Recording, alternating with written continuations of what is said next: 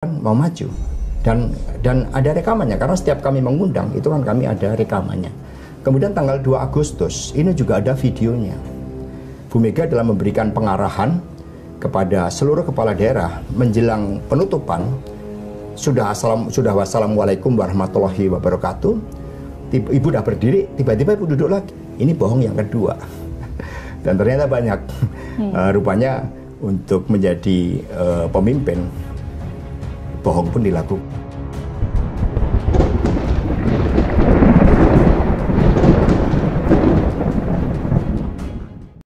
Assalamualaikum warahmatullahi wabarakatuh. Iwan Filah. Beberapa hari ini memang sedang gencar atau ramai ya diberitakan mengenai Hasto Kristianto yang dalam tanda kutip mengancam siapapun itu sosok yang menjebloskannya akhirnya dijadikan tersangka di kasus Harun Masiku oleh KPK ini.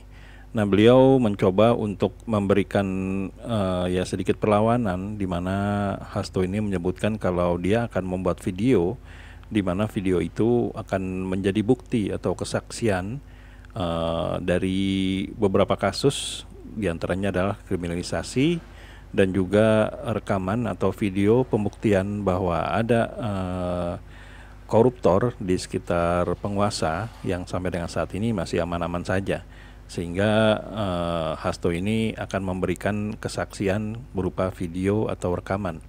Nah, yang menjadi menariknya di sini sepertinya banyak orang yang beranggapan kalau Hasto ini hanya gertak sambal. Hasto ini hanya sekedar menakut-nakuti, padahal sesungguhnya tidak ada rekaman itu atau tidak ada video itu. Nah, menariknya tim kami akhirnya menemukan video podcast pembicaraan antara Hasto Kristianto dan juga reporter Kompas TV di sini dengan tajuk acara Livie on Point ya, sekitar 8 bulan yang lalu. Nah, di sini memang tidak menyinggung secara khusus mengenai bagaimana Hasto ini merekam ya.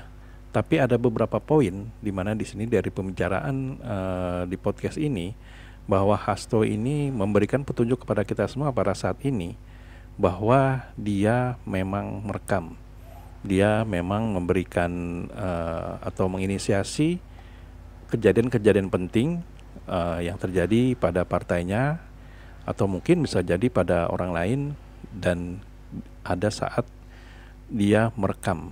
Nah, jadi di sini di video ini kita akan mendengar ya bagaimana kesaksian dari Hasto Kristianto bahwa apa yang terjadi, yang momen-momen penting dia itu merekam. Nah, bagaimana videonya? Mari kita simak video ini. Majunya Gibran sebagai cawapresnya Prabowo itu nggak diperhitungkan PDIP? Ya, bulan Mei 2023 itu kami kan bertemu dengan Mas Gibran, saksinya adalah Pak Komarudin Watubun. Pak Ganjar dideklarasikan pada tanggal 21 April. Kemudian 2 Mei-nya saya undang Mas Gibran. Undangannya harusnya tertutup, tetapi kemudian dibocorkan ke media. Saya tanya di situ, dan saya ada rekamannya. Ya, ada rekamannya. Saya tanya, Mas Gibran, saya dapat informasi kalau Mas Gibran mau dicalonkan sebagai wakil presiden, mendampingi Pak Prabowo. Ini ada Pak Komar. Pak Komar ini orang Indonesia Timur. Ya, tidak. Okay. Lalu Mas Gibran menjawab, Pak Sekjen, saya ini lahir dan dibesarkan di PDI Perjuangan, termasuk melalui sekolah partai. Saya tahu bapak saya akan berakhir tahun depan. Kalau saya tidak berlabuh ke PDI Perjuangan, kemana lagi? Ungkapan Mas Gibran dengan penuh haru.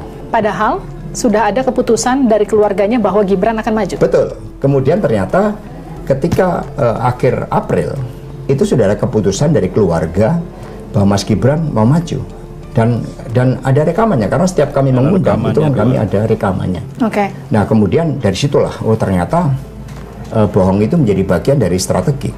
Padahal seorang pemimpin yang namanya kebohongan itu dalam filosofi kita itu tidak boleh dilakukan. Kemudian tanggal 2 Agustus ini juga ada videonya. Bu Mega dalam memberikan pengarahan kepada seluruh kepala daerah menjelang penutupan sudah wassalamualaikum warahmatullahi wabarakatuh. Ibu udah berdiri, tiba-tiba ibu duduk lagi. Loh, itu ada Mas Gibran dan Mas Bobi.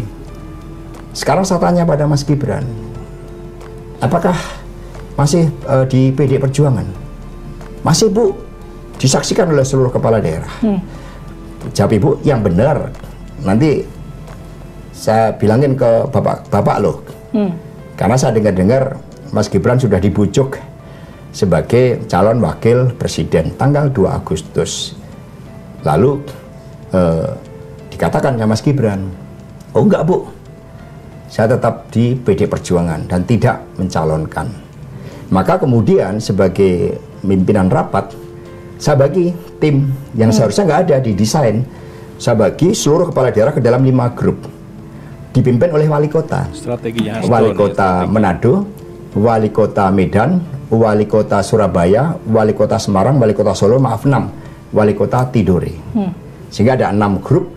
Lalu mereka kami minta untuk membahas strategi pemenangan Pak Ganjar. Karena saat itu Mas Gibran menyatakan tidak akan masuk. Ini bohong yang kedua. Dan ternyata banyak.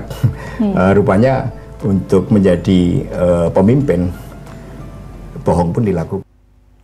Ya, itulah tadi kita bisa lihat hasil dari podcast di channel Kompas TV ya, di mana Hasto Kristianto ini memberikan statementnya bahwa memang dia merekam di kejadian ini, karena kejadian ini poinnya adalah tentang Gibran yang mengaku tidak ditawari atau tidak mencalonkan diri sebagai wakil presiden. Ada sekitar 3 kali atau 4 kali Hasto ini menyebut bahwa momen-momen itu direkam.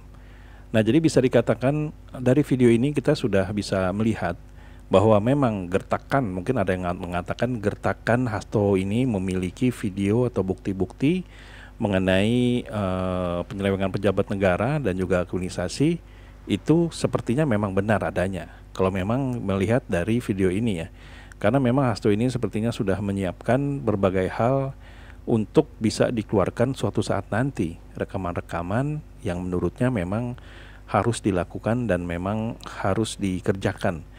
Nah, jadi kalau ngelihat dari podcast ini ya bisa kita nyatakan bahwa video-video penyelewengan pejabat negara dan juga masalah kriminalisasi itu memang benar adanya dan kemungkinan besar akan ada waktunya itu disebarkan.